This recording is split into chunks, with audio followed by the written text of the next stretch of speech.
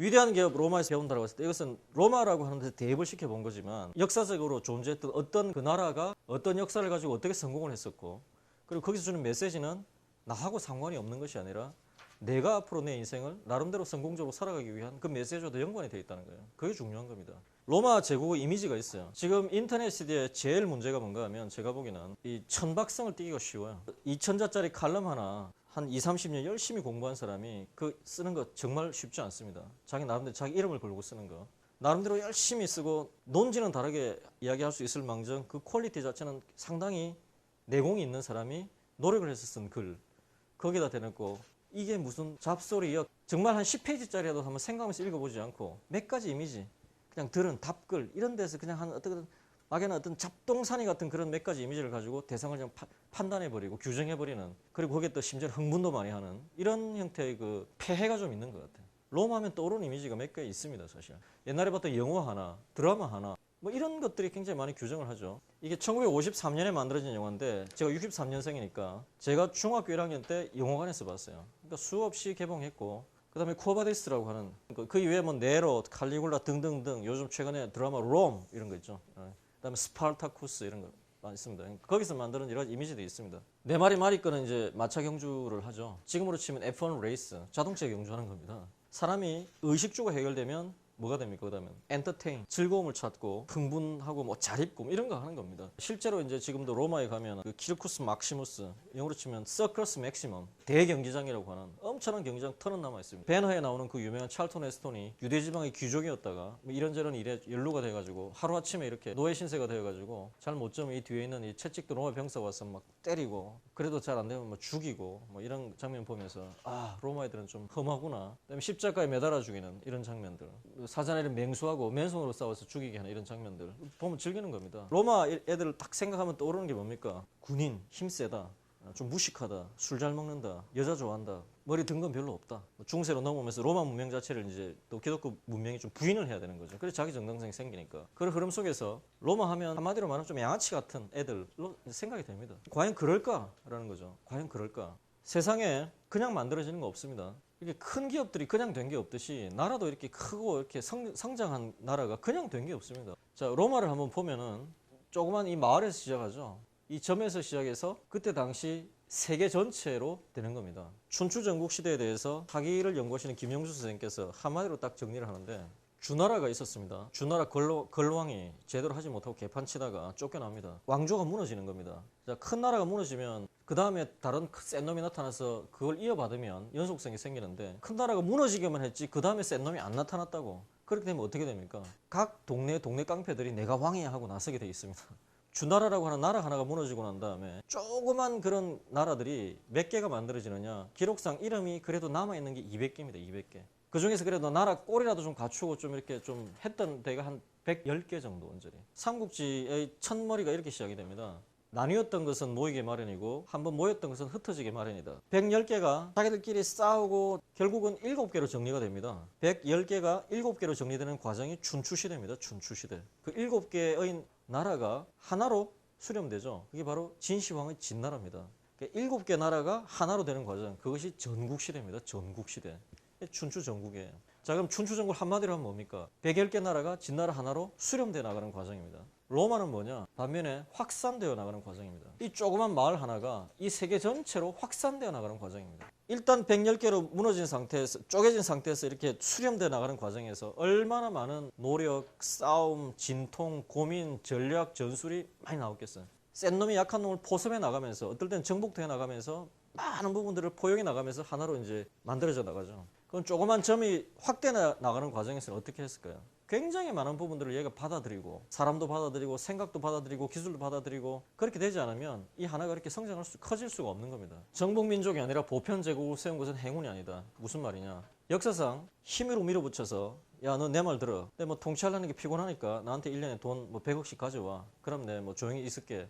그게 바로 정복국가입니다. 근데 로마는 이 넓은 나라를 하나의 시스템으로 통합해가지고 통치를 합니다. 그게 바로 보편제국의 개념인데 두 번째는 수명이 깁니다. 서로마 제국 기준으로 기원전 753년에 건국이 됩니다. 우리나라 박혁거세가 그 아래서 태어나는 게 언젠가 하면 AD 50년 언저리죠. AD 50년이면 로마는 이 권력을 완전히 권력을 확립한 단계입니다. 기원전 753년에 만들어져서 서로마 제국은 기원 후 476년에 망합니다. 그러니까 1300년을 존립을 합니다. 통일신라 시대 때 사람하고 우리하고 주민등록증이 같은 겁니다. 그건 굉장히 오랫동안 존속한 거죠. 오래 살아남은 것도 이유가 있는 겁니다. 그냥 살아남는 게 아닙니다. 동로마 제국 기준으로는 동로마 제국은 1453년에 망하니까 2300년 동안을 존속을 합니다. 2300년 동안 존속했다면 기원전 300년이죠.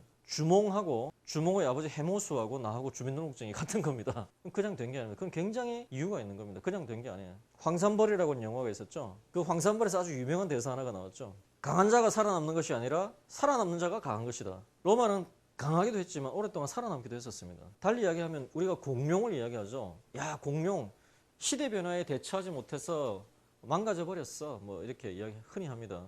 근데 포유류가 나타나서 요만한 주위 정도에서 지금 인간 호모사피엔스까지 이렇게 진화된 과정을 다 토탈해도 한 500만 년밖에 안 됩니다. 공룡은 지구를 얼마 동안 지배했습니까? 2000만 년인가 3000만 년입니다. 굉장히 긴 겁니다. 사실 생각보다. 서로마 제국 기준으로 1300년, 동로마 제국 기준으로 2300년인데 그 긴 기간 나라는 망했지만은 어떻게 보면 로마는 살아있다 이렇게 볼 수 있습니다. 루돌프 폰 예링이라고 하는 독일의 유명한 법학자, 로마 법학자 이렇게 얘기했습니다. 로마는 세계를 3번 통일했다. 첫 번째는 군사력으로 정복하였다. 법으로 통일하였다. 종교로 통일하였다. 로마는 법의 민족입니다. 법을 처음으로 만든 나라가 로마는 아니죠. 로마도 처음으로 만들었던 12표법을 기원전 400년 전인데 그리스 가서 배워오는 겁니다. 벤치마킹하러 1년 동안 보내죠. 그죠? 그럼 그리스는 법을 또 어디서 배워왔느냐? 당연히 바빌로니아, 수메르 이런 데서 배워온 겁니다. 함무라비. 법을 최초로 만든 것은 로마가 아닙니다. 하지만 법치를 확립한 것은 로마입니다. 법치라고 하는 것은 소위 공화라는 개념에서 누구나 합의하는 공동체의 기준을 만들고 그 기준을 누구나 따라간다라고 하는 것. 도로를 처음으로 만든 데는 로마가 당연히 아니죠. 가장 오래되었으면서도 굉장히 그 탄탄했던 유명한 도로가 고대 바빌론의 왕도죠. 왕도. 영어에는 왕도가 없다. 로얄 로드라는 게 바로 그 왕도인데 도로를 로마 세력권 전역에 깔아가지고 일종의 네트워크로 만들었던 최초의 민족은 로마죠. 로마는 법치를 확립을 합니다. 그리고 그것을 그냥 한 게 아니라 일종의 법을 운용하는 변호사라고 하는 직업이 또 생겨나는 게 그 의미가 있는 겁니다. 키케로가 변호사였지 않습니까? 로마의 법 체계가 중세 때는 완전히 잊혀져 버립니다. 왜냐하면 중세는 인간의 시대라기보다는 신의 시대였기 때문입니다. 신의 이름으로 재판을 하고 신의 이름으로 죽이고 신의 이름으로 살리고 그랬던 시대입니다. 신의 의지가 중요하지 인간이 만든 법이 중요하지 않습니다. 그럼 신의 대리인인 성직자들이 사실상 모든 가치 판단을 해버리기 때문에 법이 별로 중요하지 않습니다. 그렇게 잊혀졌던 법이 유스티니아누스 황제, 로마법 대전 이런 것들이 근대 최초의 성문법인 나폴레옹 법전에 민법으로 부활을 합니다. 나폴레옹 법전, 근대 최초의 성문법 나폴레옹 법전인데 나폴레옹 법전에 있는 민법 체계가 로마법 체계이죠. 근데 그 법 체계를 사실 그대로 수입해 들어간 것이 독일이죠. 독일법 베껴온 것이 일본이죠. 일본법 번역한 것이 우리나라 법이죠. 지금 우리나라에서 뭐 대통령 선거를 하면 만 40세가 넘은 대한민국 국민인 자가 출마할 수 있습니다. 로마법에도 만 40세가 넘은 로마 시민권자가 집정관에 출마할 수 있습니다. 로마 민법상 18세가 되면 성인이 되어서 재산권 행사할 수 있고 선거금 행사할 수 있습니다. 로마에도 마찬가지로 성인의 기준이 18세입니다. 근대법 체계 자체는 그 근원은 다 로마에서 흘러나오는 겁니다. 우리가 살고 있는 이 세계, 법적 세계는 조선시대 경국대전의 세계가 아니라 로마법 세계에 살고 있는 겁니다. 소프트웨어적으로는. 그다음에 종교, 예수라는 존재가 로마의 식민지였던 팔레스타인에서 탄생을 합니다. 세상에 옵니다. 수제자가 베드로가 이제 로마에 와서 로마라고 하는 세계의 보편성을 획득을 하면서 세계 종교를 발돋움하죠. 발전하죠. 소위 개신교, 프로테스탄트와 가톨릭 인구를 합쳐서 한 20억 언저리가 되겠죠. 그건 바로 뭔가 하면 로마가 종교로 통일했다라고 하는 것도 의미가 있습니다. 물론 아시아에서 보기는 좀 다르지만 유럽이라는 관점에서 보면 통일한 거나 마찬가지입니다. 그죠? 로마라고는 하드웨어, 즉 국가는 무너졌지만 로마를 오퍼레이션 시키던 소프트웨어는 살아있다고 표현할 수 있느냐? 사람이 살아가면서 궁극적으로 표현하는 것은 두 가지입니다. 하나는 소프트웨어, 하드웨어고 하나는 소프트웨어죠. 하드웨어는 뭡니까? 집, 도로, 뭐 기타 뭐 상하수도 뭐 등등등 이런 물질적 요소들이죠. 또 하나는 한 사회를 구성하고 살아가려면 소프트웨어적 요소도 필요하죠. 제일 중요한 게 뭡니까? 법입니다. 법. 법 없이는 그 구조가 나올 수가 없습니다. 그다음에 그 개인의 가치관이라는 게 또 중요하죠. 그죠? 그 우리나라의 소위 말하는 리걸 아키텍처, 법의 기본적인 골격 자체가 로마에서 뿌리를 내리고 있었다. 두 번째, 우리나라 인구의 많은 한 절반 가까이가 이 종교라고 하는 것은 굉장히 중요한 개인의 신념 체계를 구성하는 겁니다. 2000년 후에 그것도 지구 반대편에 있는 나라에서 그 인구의 한 절반 가까이가 자신에게 굉장히 중요한 가치 체계, 신념 체계 일부로서 그 로마에서 어찌됐든 발달해 나온 어떤 그런 종교적 어떤 체계를 받아들이고 있다고 하는 것은 대단한 수준에서의 임팩트를 가지고 있는 겁니다. 즉 우리가 지금 살고 있는 이 세계는 우리 나름의 독자성을 가지고 발전해왔지만 로마가 나름대로 그 오퍼레이션 되었던 소프트웨어적 요소들과 상당히 많이 아직도 연결되어 있다. 즉 로마라는 하드웨어는 무너졌지만 로마의 소프트웨어는 아직도 살아있다라고 볼 수도 있는 겁니다. 무엇이 그 로마를 오퍼레이션 시켰고 그 오퍼레이션 시켰던 그 무엇이 도대체 어떤 경력이 있었길래 살아남았는가? 라고 하는 관점이죠. 로마가 왜 성공했느냐? 저는 이렇게 정리를 한 겁니다. 로마는 첫째, 개방성이라고 하는 오픈니스, 개방성이라고 하는 사고방식을 중심에 깔고 있었습니다. 한 사회나 한 개인이나 한 조직이나 어떤 관점에서 사물을 바라보느냐는 그 프레임이 아주 중요합니다. 사고방식이 한 공동체의 운명을 바꾼 대표적인 사례가 바로 이 한반도에서 있죠. 해방됐을 때 기준으로 우리나라 지하자원의 70%, 우리나라 전력 생산량의 80%, 우리나라 엔지니어의 한 70% 북한에 있었습니다. 북한에. 그리고 그 사람들이랑 우리랑 유전적으로 다를 게 하나도 없었고 구한 말부터 시작해가지고 새로운 사조는 오히려 북한에서 굉장히 많이 받아들인 겁니다. 우리나라에서 그 유명했던 사실 오산학교 같은 거, 그다음에 평양 쪽에 있었던 뭐 숭실 전문, 그다음에 우리나라 그 기독교가 굉장히 그 신사조잖아요. 신문물이에요. 그건 단순한 종교가 아니었습니다. 그것이 어디가 제일 흥했습니까? 평양입니다. 평양. 1920년대 초반에 있었던 평양 대부흥성회라고 하는 게 있는데 그게 우리나라 기독교 분기점입니다. 그 6.25 때 공산화되고 나서 거기 있던 기독교인들이 내려와서 우리나라 영락교회, 순복음교회가 다 이북에서 연원을 하고 있는 겁니다. 여러 가지 여건이 좋았던 북한이 물론 전쟁은 똑같이 했으니까 서로 깨지기나 마찬가지였다고 치고 우리나라는 그래도 10대 경제대국으로 올라선 겁니다. 그냥 된 게 아닙니다. 아무리 이러니 저래도 그냥 된 게 아니에요. 북한 어찌됐든 국제 깡패가 지금 되어 있잖아요. 이게 무엇일까? 그래서 그 공동체가 생각하는 관점, 사고방식의 차이입니다. 이게 그렇게 차이를 낸 겁니다. 그런 면에서 로마는 개방성이라는 탁월한 관점을 갖고 있었고 그리고 그것을 뒷받침하는 리더십과 시스템과 인센티브가 뒤를 받치고 있었기 때문에 그만큼 번영할 수 있었다라고 하는 것입니다. 자, 그런데 이 개방성이라는 부분에서 시노나미 로마인 이야기, 지성에서는 그리스인보다 못했다. 한마디로 머리가 나빴다 이겁니다. 그죠? 체력에서는 갈리아나 게르만인보다 못하고 로마 병사의 평균 키가 168입니다. 얘들이랑 싸웠던 갈리아나 게르만은 190, 185 이렇죠. 총이 아니라 창칼을 쓰는 전쟁에서 평균 시장 차이가 10cm 이상 나면 이길 수 없는 겁니다. 그는.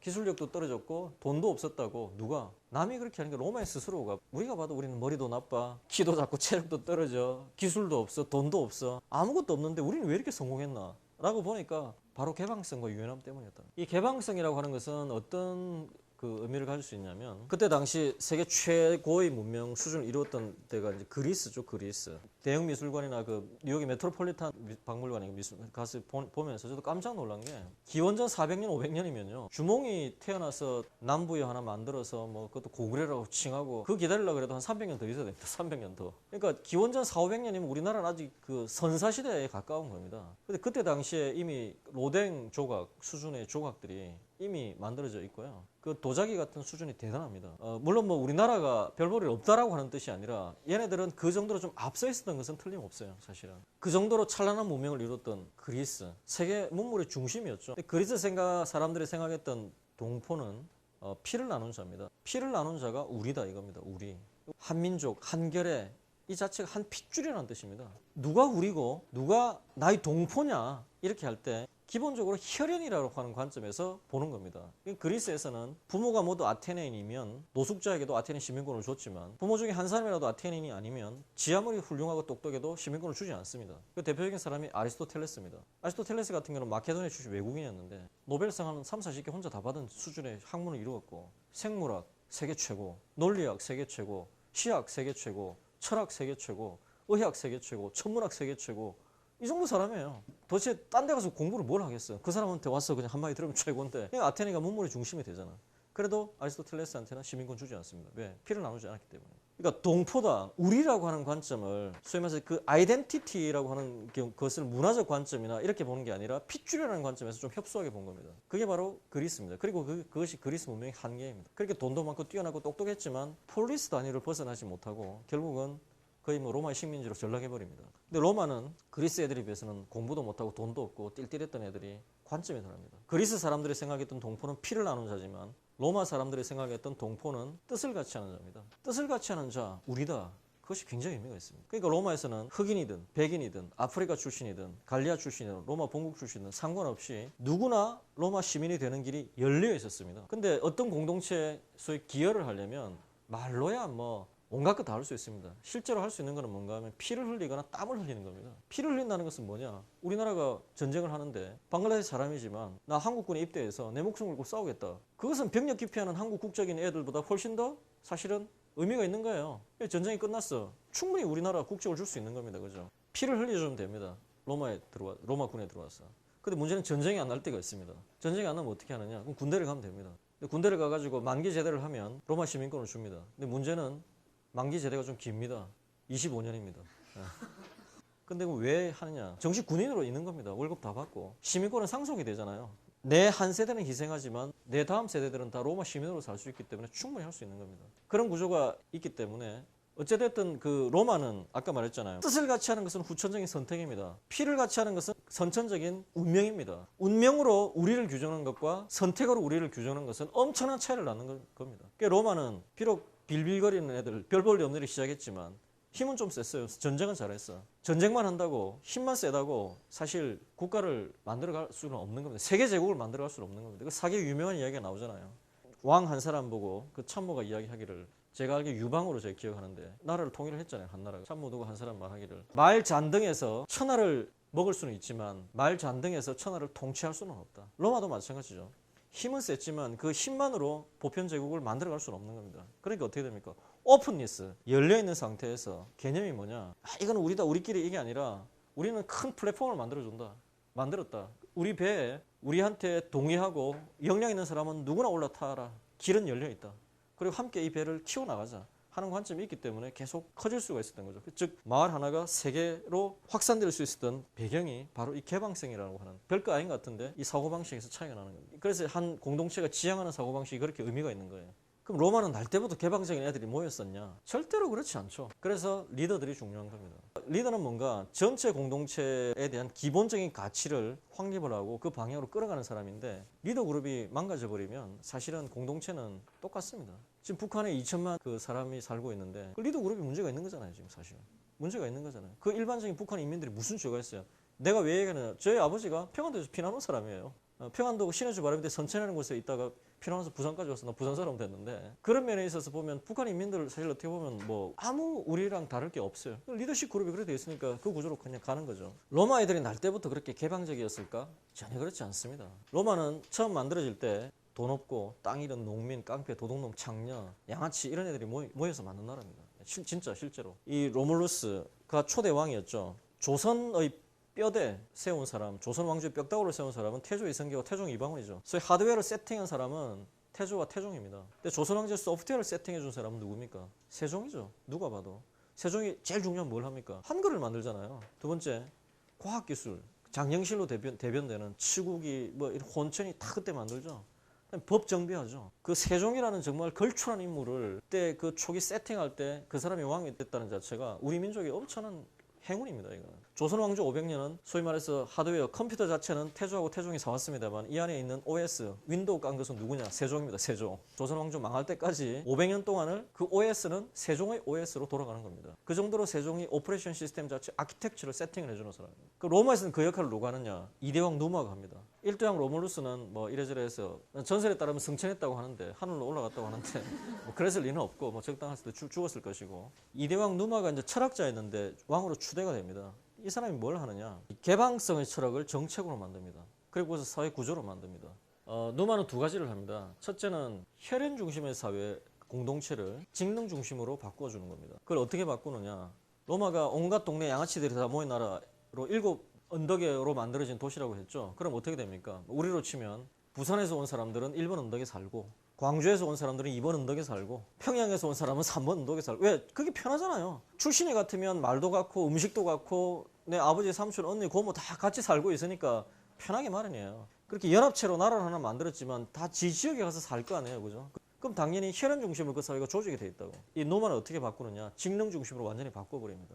부산 출신, 광주 출신, 평양 출신, 서울 출신 뭐 이렇게 쭉 있습니다. 해쳐. 여기에 농부 모여 1번 줄, 2번 줄 대장장이 모여, 3번 줄 수공업자 모여, 4번 줄 뭐 상인 모여, 이렇게 하는 거예요. 그럼 그렇게 이제 흩어져 모였죠. 그럼 1번 줄에는 뭡니까? 광주 출신 농부, 뭐 부산 출신 농부, 평양 출신 농부가 다 있겠죠. 과거에는 출신 지역이 1번 언덕에 살았다면 이번에는 대장장이들은 1번 언덕에 사는 겁니다. 직능 중심으로 바꾸는 거죠. 자, 혈연 중심의 그 사회의 특징이 뭡니까? 촌수 높고 먼저 나온 놈이 큰 소리 치는 겁니다. 그죠? 언어 자체가 계층 언어가 돼요. 우리나라 말이 이 계층 언어잖아요. 혈연 중심으로 가면은 이 능률이나 역량보다는 소위 말해서 혈연 질서로 그냥 다 사회가 구조가 돼버리면서 역동성이 떨어지게 되어 있습니다. 근데 직능 중심으로 가면 어떻습니까? 잘하는 놈 중심으로 되는 겁니다. 내가 예를 들어 대장장인데 난 30살이야. 근데 누구보다도 난 호미를 잘 만들어. 근데 뭐 나보다 나이 한 20살 많다고 50살짜리가 와가지고 내가 그래도 니보다 20년 더 있는데 그럼 만들어봐 했더니 호미가 아니라 무슨 뭐 짝대기를 만들고 있어. 그 흔한 말로 그 리더십이 생기겠어요? 즉 직능 중심으로 조직을 해주면 커뮤니티 자체가 역량 중심으로 재편이 되는 겁니다. 그걸 이 사람이 한 겁니다. 그게 바로 혈연에서 뜯어가지고 그렇게 만든 건데 이것이 바로 직능 중심으로 가면 그 조직은 개방적으로 될 수밖에 없습니다. 혈연은 혈연대로 다 이렇게 짜여져 있잖아요. 딴 데서 한 놈이 들어오면 이거는 뭐 피가 안 튀었기 때문에 얘를 어디에 끼워 넣을지를 알 수가 없는 거야. 배척할 수밖에 없다고. 근데 직능 중심으로 가면 어떻습니까? 대장장끼리 모여 있는데 진짜 똑똑한 놈이 저 바닥 은에서 왔어. 만들어 보라 그러니까 진짜 우리는 상상도 못한 걸 만들어내는 거야. 그러면 대접하게 돼 있습니다. 그게 바로 직능 중심으로 되었기 때문에 개방성이라고 하는 부분들을 확보해 나갈 수 있는 토대가 만들어진 거예요. 이 누마에서부터 출발한 기본적인 관점 중에 하나가 고대 세계는 전쟁을 하면 winner takes all, 진자 이긴 자는 모든 권리를 가집니다. 어떤 권리를 가지느냐? 일단 진나라의 지도층은 다 죽여버립니다. 그러면 일반 평민들은 어떻게 하느냐? 그것도 뭐 기분 나쁘면 죽여버려. 기분 좋으면 특별히 연전을 베풀어서 목숨을 살려주는데 노예로 만들어버립니다. 노예로 만들면 또 노예로 일시키는 것도 피곤하잖아. 노예 시장에 팔아버려요. 근데 이제 노마는 그거를 바꾸죠. 일단 전쟁이 터지면 무조건 이겨야 되죠. 이긴 다음에 로마는 다 달라진다 이거죠. 그래야 로마는 위대해진다. 어떻게 달라지느냐? 전쟁이 터지면 일단 이긴 다음에 전후 처리가 다릅니다. 일단 진나라의 지도층도 절대로 죽이지 않습니다. 그중에 역량 있는 사람은 로마의 지도층으로 편입해 줍니다. 그게 말로만이 아니라 종신직 국회의원이 원래는 오늘은 편입을 해줍니다. 그리고 일반 평민들 절대로 죽이지 않습니다. 일반적인 경우에 배신이나 이런 거 하지 않으면. 그리고 자신들이 원하는 형태의 정치체제로 살게 해줍니다. 지방자치제를 허용합니다. 단 두 가지만 인정받죠. 로마의 정치, 군사, 외교적 주도권만 인정받고 자신들이 알아서 살게 해줍니다. 즉 로마 다른 나라하고 전쟁하면 지면 죽거나 노예가 되는 운명밖에 기다리고 있지 않습니다. 하지만 로마하고 싸워서 졌다고 하면 굉장히 쓰리기는 하지만 자신 나름대로 공동체가 생존해 나갈 수는 있습니다. 경우에 따라서 로마의 지배를 받아들이는 것이 더 이익인 경우조차도 생겨날 정도로 로마는 현실적으로 지배를 합니다. 그것이 바로 이 오픈니스를 가져갈 수 있는 기본적인 구조였습니다. 이 개방성의 철학을 사실은 대변하는 사람이 가이사르입니다. 율리우스 가이사르, 영어로 줄리우스 시저. 이 이름이 참 의미가 있습니다. 제가 왜 그렇게 발음했냐? 가이사르가 이제 페니키아어로 코끼리라는 뜻입니다. 우리나라에도 상시가 있죠. 코끼리 상시. 상선생입니다. 이 사람이 상선생. 예. 이 사람이 얼마나 위대했는가를 알 수 있는 게 이렇게 이야기하면 됩니다. 여러분 그 어떤 브랜드가 최고봉에 올라서면 그것이 보통 명사가 됩니다. 미원 생각해 보세요. 구글했어? 그건 뭐 검색했냐는 이야기죠. 한 사람의 이름이 뭘 상징하게 될 때 그 이름은 상당한 수준의 의미가 있는 거죠. 카이사르라는 그 이름 자체가 황제를 뜻하는 보통 명사가 되어버립니다. 영국의 찰스, 사실 그 연원이 카이사르입니다. 카이사르. 그 프랑스의 샤를르, 카이사르죠. 독일 황제를 뭐라고 합니까? 카이저. 비슷하죠. 그 카이사르입니다. 그다음에 러시아 황제 뭐라고 했습니까? 짜르.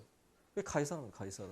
그러니까 한 사람은 개인의 이름이 황제를 뜻하는 보통 명사가 될 정도로 대단한 성취를 이루었는데 클레오파트라랑 바람 피웠고 뭐 바람둥이고 뭐 자기가 이렇게 황제가 되려고 그러다가 뭐 브루투스라는 애한테 찔려 죽었는데 뭐 브루투스 너마저도 하고 뭐 찔려 죽었는데 뭐 그걸로 뭐 종쳤고 뭐 이런 이야기들인데 드라마나 희곡에서 하는 이야기고 로마 역사상 좀 나가면 서양 역사상 가장 뛰어났던 군인이자 문필가이자 정치가입니다. 이 갈리아 지방을 혼자서 정복을 해버리는데 한 10만 명 정도 끌고 가가지고 매년 한 30만에서 한 50만의 갈리아 연합군하고 싸워가지고 10년을 다 이깁니다. 그거 대단한 거죠. 우리 치면 이수진 장군이 한 5만 끌고 가서 10년 동안 일본 가가지고 전쟁했는데 일본이 우리나라 땅이 돼버리는 그 정도의 엄청난 거예요. 그 장난이 아닙니다. 그게.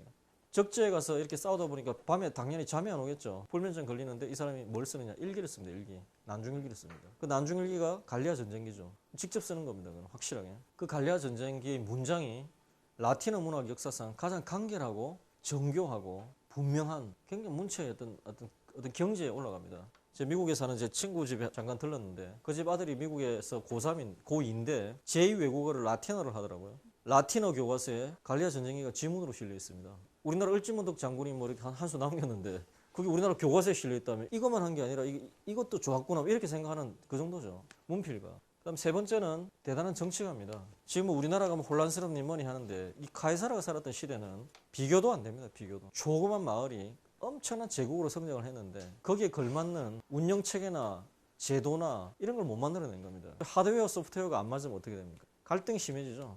갈등이 심해지면서 그것이 어떤 정치적으로 타결이 안 되니까 폭력이 나아지니까 호민관 이런 애들이 호민관 우리 지금 장관급인데 길 가다가 돌멩이 맞고 멀미 맞고 죽고 뭐 이런 일들이 비일비재하게 일어나는 겁니다. 그러니까 로마는 소위 말해서 몸집은 커졌지만 거기에 맞는 내장을 확보를 하지 못해서 완전히 이제 몰락하는 것이 아닌가라는 그런 위기감, 즉 소위 말해서 이 제도 혁신이라고 하는 게 굉장히 필요한 시점이었어요. 힘은 세고 싸움은 잘하고 해가지고 영토 넓혀놨는데 그걸 관리할 능력과 아무런 시스템이 없는 거예요. 그거를 이 카이사르가 소위 말해서 이노베이션 합니다.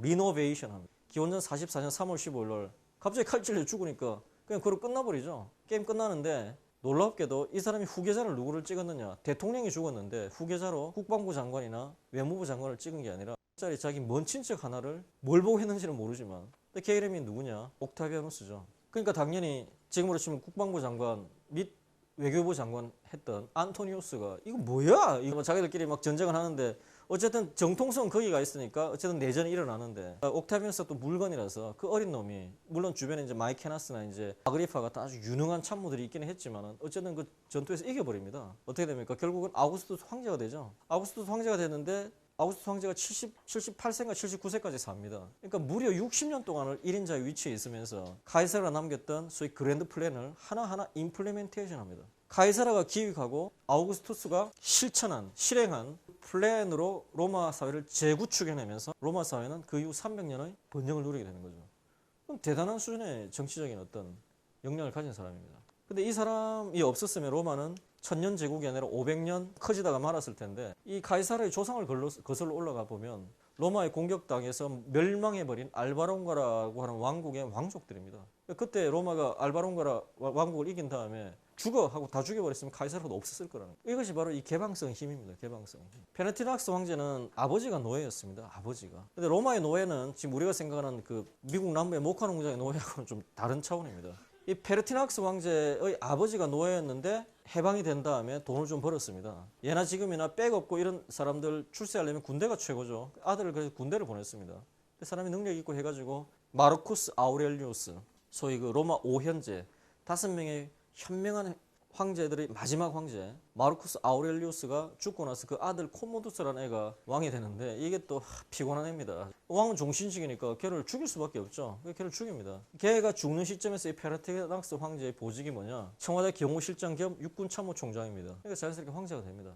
어쨌든 노예의 아들이 황제가 될 수 있을 정도로 로마는 수직적으로도 개방되어 있었다는 겁니다. 아까 말한 건 수평적으로 외국인에게 개방되어 있었지만 수직적으로 개방되어 있었다. 로마의 그 신분제도는 상당히 유연한 겁니다. 개방성과 유연함 때문이었다라고 하는 것은 그런 관점이 있습니다. 카이사르는 개방성의 어떤 상징이고 페르티낙스는 유연함의 상징입니다. 그럼 되게 리더로서 이렇게 인정을 받는 사람들은 뭡니까? 일단 좀 기본적으로 실력이 좀 있죠. 그다음에 사람이 좀 정직하고 이렇게 막 이렇게 잔대가리 그렇게 굴리고 이런 거 별로 없어. 열정이 좀 있고 열심히 하고 그러면 사실 사람은 누구나 이렇게 좀 존중하게 돼 있어요. 사기꾼은 그걸 또 어떻게 활용해서 또 어떻게 하려고 하겠지만 정상적인 인간이라면 나라에서도 한 국가에서도 그 리더 그룹이 인정을 받으려면 아까 말한 그런 요소들이 있어야 되는 거예요. 로마의 리더십이라고 하는 게 의미가 있습니다. 1000년을 지속을 하려면 리더십이 계속 그러니까 소위 지도자 그룹이 상당히 좋은 사람들이 끊임없이 계속 세대 교체가 되지 않으면 그게 유지가 안 되는 겁니다. 그게 안 되면 뭡니까? 그 사람이 그 왕이 혹은 그런 어떤 사람이 살아있을 때 한 40년 50년 동안은 잘 나가는데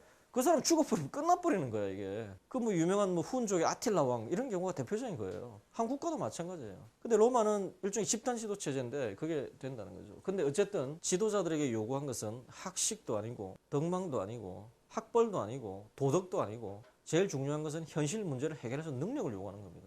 다른 걸 요구하지 않습니다. 홍수가 안 나도록 대비를 할 줄 안다거나 어쩌다 홍수가 났으면 다시 안 나도록 대비할 수 있는 사람 이런 사람들을 요구하는 겁니다.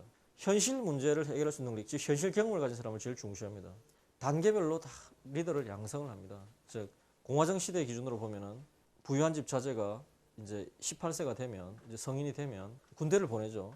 군대를 보내는데 후방에 있는 뭐 이런 데 가서 대충 군필 딱지 딸라고 하는 게 아니라 진짜 군대를 보냅니다. 그 로마 최전방 군단의 수석 대대장으로 즉 부군단장 한 5, 6천 명 군단에 2등으로 갑니다. 2등으로. 고3짜리가 가가지고 실제로 문제가 생기면 지가 그 군단을 지휘하는 자리예요. 거기서 리더십을 테스트 받습니다. 집안은 좋죠. 하지만 2, 3년 지나보면 제 집안은 좋은데 마마보이야. 아, 쟨 집안 역시 좋고 애는 어리지만 진짜 리더 자격이 있어. 그것은 자신의 능력으로 판정이 되는 거예요. 그래서 일단 필터링이 된 다음에 그 다음에 본국으로 돌아오면 회계감사관이라고 하는 소위 말해서 지금으로 치면 국고 출납을 담당하게 합니다. 그건 무슨 의미를 가지느냐.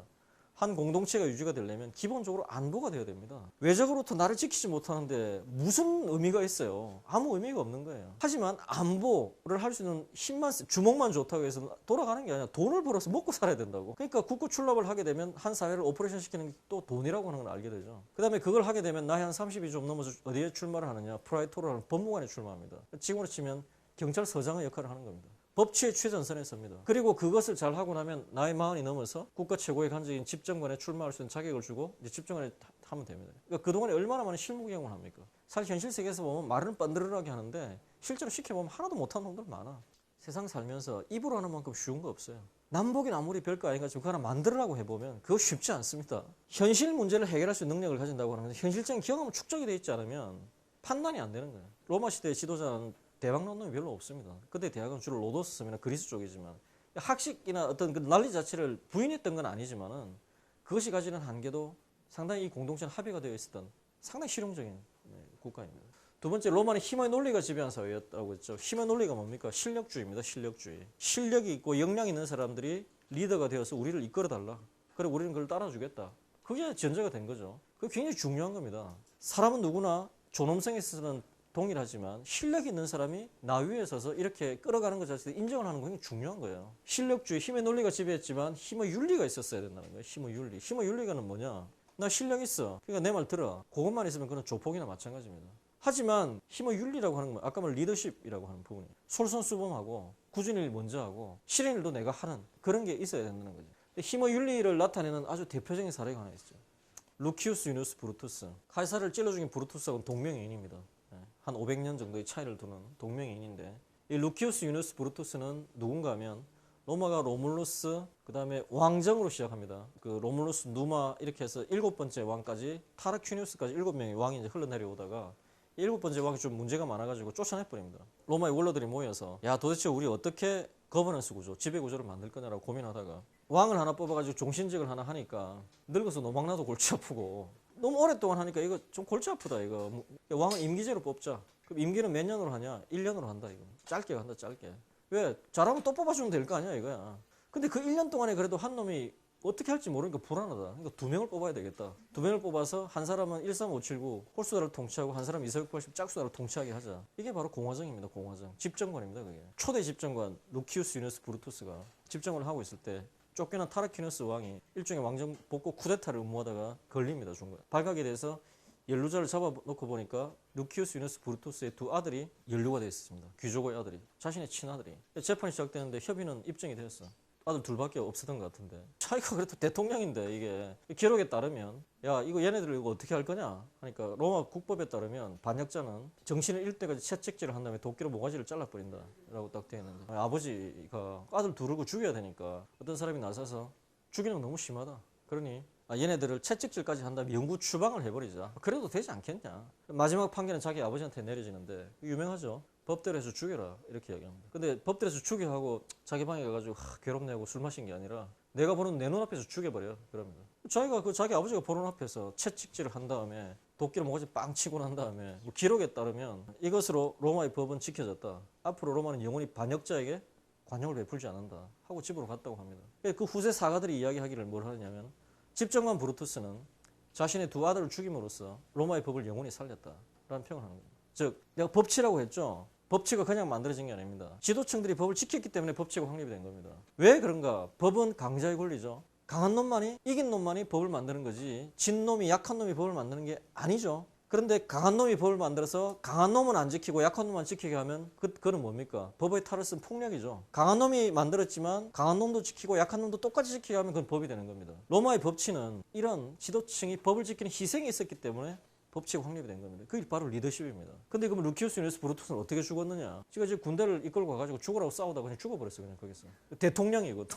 지금으로 치면. 그런 것들이 다 쌓인 거예요. 그래서 로마의 초기 귀족 집안들이 100가문이 있는데 100가문은 이름만 들어도 아주 그는 뭐 훌륭한 가문들입니다. 코르넬리우스, 율리우스, 클라우디우스, 킨키나투스 훌륭한 가문. 미국의 신시내티가 바로 이 킨키나투스를 딴 도시입니다. 근데 이렇게 훌륭한 가문 100가문이 로마가 최전성기로 들어서는 기원전 100년, 150년 정도가 되면 한 70% 정도가 대가 끊겨버려요. 씨가 말라버린다.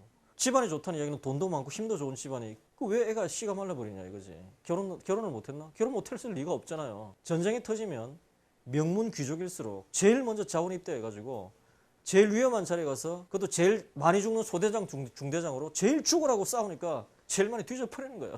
그거 굉장히 의미가 있는 거예요. 그래서 로마에서 리더십이라고 하는 그게 바로 힘의 윤리입니다. 힘의 윤리. 힘의 윤리라고 하는 게 다른 게 없는 것 같아요. 로마의 지도층은 근본적으로 뭘 했느냐? 법을 지켰어요. 법을. 센 놈일수록 법을 지켰다고. 그 굉장히 우리나라 사회에도 메시지가 있는 겁니다. 두 번째, 세금을 다 냈어. 세금을. 탈세하려고 그렇게 안 했어. 세 번째, 군대를 다 갔어. 군대를 갔다. 그거 굉장히 중요한 군대를 갔다. 이 퍼블릭이라고 하는 게 굉장히 의미가 있는 거예요. 공공 앞에서 공공의 책임을 지고 지가 뭘 하겠다고 하는데 공공의 의무를 다하지도 못했으면서 그걸 하겠다는 거 도둑놈 신보예요. 그게 바로 어떤 한 사회의 퀄리티라고도 볼 수 있는 겁니다. 제가 보기에는. 이 넓은 권역에서 8만 킬로에 달하는 이 가도를 뚫습니다. 이게 다 도로들이죠. 이 도로 지금도 가면 아피아 가도나 아우렐리우스 가도는 차도 다니고 사람도 다닐 정도로 2000년이 지난 지금도 보수는 좀 했지만 그대로 사용할 수 있는 굉장히 좋은 도로입니다. 이 군사도로는 왜 만들었냐면 이 넓은 권역을 지키는 군대가 26만밖에 안 됩니다. 굉장히 적죠. 아무리 인구가 작았다 하더라도 이건 대단히 작은 숫자입니다. 아구스투스가 안토니우스 작사를 내고 나서 제일 먼저 한 게 한 60만에서 70만에 이르는 군을 30만 이하로 감군을 한 겁니다. 왜? 군을 많이 가져간다고 하면 그만큼 코스트가 많이 드는 거예요. 그럼 이 작은 군대, 줄어든 군대로 이 넓은 지역을 방어하려면 어떻게 해야 되느냐? 바로 지금으로 치면 스트라이커 부대의 개념. 쭉 따라가지고 군대를 배치하는 게 아니라 거점별로 군대를 배치해 놓습니다. 이게 전쟁이 터지는 거예요. 그럼 여기 있는 군대들이 빨리 이쪽으로 모여가지고 전쟁을 끝내고 나서 다시 다 자기 지역으로 돌아가는 그 유연성 있는 군대의 개념이에요. 근데 그렇게 하려면 빨리 이동을 하려면 뭐가 필요하죠? 도로가 있어야 되죠. 경부고속도로 같은 거 추풍역 넘어가면 길이 계속 꼬불거립니다.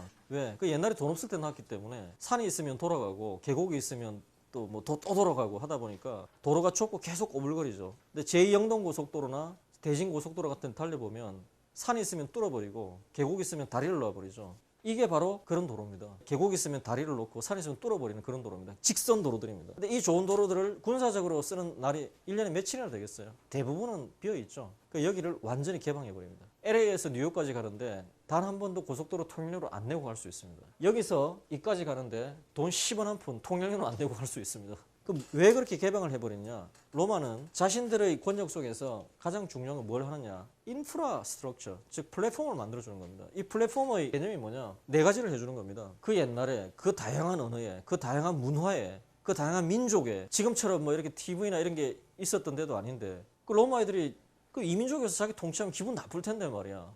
그렇게 심각한 반란이 왜 안 일어날까? 로마의 통치를 받아들이는 것이 더 이익이었기 때문이에요. 어차피 누군가는 국가를 만들고 누군가는 국가 역할을 해야 되는데 그 우리 쪽에 있던 띨띨한 놈 하는 것보다는 얘가 하니까 훨씬 더 평화롭고 세금도 많이 안 걷어가고 훨씬 더 안전하더라는 거야. 그걸 해주는 거예요. 로마는 이 넓은 플랫폼에서 뭘 확보를 해주냐? 네 가지를 확보해 줍니다. 첫째는 안보. 이 안에서 세금 내고 살면 외적한테 어줍잖게 침입해서 생명과 재산을 뺏기는 일이 없도록 하겠다. 두 번째 치안. 세 번째가 뭐냐? 법치. 법 앞에 누구나 평등하다라는 개념을 만들어줍니다. 네 번째, 사회 간접자본은 개인이 할 수 없어요. 인프라는 깔아주겠다. 즉 도로, 상하수도 이거는 깔아주는 거예요. 그건 개인이 못하는 거니까. 나머지 각자가 알아서 하라 이거죠. 각자가 알아가지고 번영할 수 있는 기회를 준다. 하지만 번영을 보장해주지는 않는다 이겁니다. 그리고 국제 분업 구조를 만듭니다. 이 넓은 권역 속에서 예를 들어서 이 시실리, 나일강, 북쪽, 이집트 쪽은 밀농사가 굉장히 잘 됩니다. 즉 다른 지역보다 값은 절반, 품질은 2배. 과거에는 자기들끼리 조금 농사에서 조금 수출하고 좀 자기도 먹고 했는데 이 로마 권역에 이것이 편입되니까 어떻게 됩니까? 글로벌 FTA가 돼버리는 거잖아요. 자신들이 만든 밀을 로마 전역에다 팔 수 있는 겁니다. 얼마나 많은 가능성이 만들어져 있겠어. 각자 잘한 것에 특화해서 각자 번영할 수 있는 플랫폼을 만들어주니까 안정적이잖아요. 사람은 누구나 있잖아요. 나에게 이익이 되면 다 그게 제일 좋은 거예요. 민족주의 이런 것들은 다 그때도 있었지만 로마는 기본적으로 윈윈할 수 있는 통치 구조를 짰기 때문에 잠잠했던 거예요. 비즈니스 본질이 그런 거예요. 비즈니스도 일방적으로 이익을 얻는 구조는 있을 수가 없습니다. 돈이 그냥 오는 게 아닙니다. 그 사람이 나에게 돈을 주려면 내가 그 사람에게 밸류를 줘야 됩니다. 그 사람을 감동시키든지 웃기든지 먹고 싶은 걸 주든지 뭐가 밸류가 가야 돈이 오는 거예요. 밸류가 가지 않으면 돈이 안 오죠. 밸류가 안 가는데 내가 돈을 받는 것은 사기를 치거나 아니면 주먹으로 때리거나 둘 중에 하나입니다. 항상 밸류를 서로 주고받는 구조가 있어야 항상적인 거래가 되고 서로가 윈윈할 수 있는 겁니다. 이 넓은 권역에서 나름대로 반란은 있었죠. 하지만 체제를 위협하는 심각한 반란이 그래도 일어나지 않았던 것은 아까 말한 그런 윈윈 구조를 만들었기 때문이에요. 그게 바로 시스템의 핵심이고 인센티브의 핵심입니다. 인센티브의 핵심. 그 역사는 미래학이다라고 하는 이야기. 이덕일 선생님이라고 그 역사가 계시죠. 역사는 과거학이 아니다. 미래학이다. 왜 미래학이냐? 왜 역사를 배우고 왜 역사책을 읽고 역사를 공부하느냐? 그것은 과거 사람들의 경험, 과거 사람들의 이야기 그런 부분에서 교훈을 얻어서 내가 앞으로 할 행동에 좀 더 올바르게 하거나 내가 앞으로 내가 개척해 나갈 미래에 있어서 어떤 의미를 찾기 위한 것이 바로 역사 아니냐는 거죠. 그러니까 역사는 소재는 과거에서 오지만 시선은 미래를 향해 있어야 된다는 거죠. 그러니까 역사는 진짜 미래학이다 이거죠. 그러니까 제가 이제 과거의 로마를 이야기했지만 메시지를 끌어서 그걸 어디에 투사를 하냐는 것은 우리의 미래에 투사를 하는 겁니다. 우리의 미래와 이 개인의 미래. 국가가 성공하는 원인, 그것은 개인이 성공하는 원인과 맞닿아 있다라고 하는 거죠. 그래서 현명한 사람은 역사에서 배우죠. 왜? 역사는 다른 시대, 다른 사람들의 경험이죠. 거기서 내가 배울 수 있다면 얼마나 많이 배우는 겁니까? 근데 보통 사람은 자신의 경험에서 배우죠. 내가 경험해보니까 이거더라. 그거 중요하지만 그걸 벗어나지 못한다. 자신이 경험한 것도 배우지를 못해서 똑같은 실수를 계속 반복하고 지가 뭘 경험했는데 그것이 뭐가 뭔지도 모르더라 이겁니다. 그래서는 안 되겠다라고 하는 거죠. 로마 역사를 통해서 우리는 배우면서 현명해지자라고 하는 것이 오늘의 이야기입니다.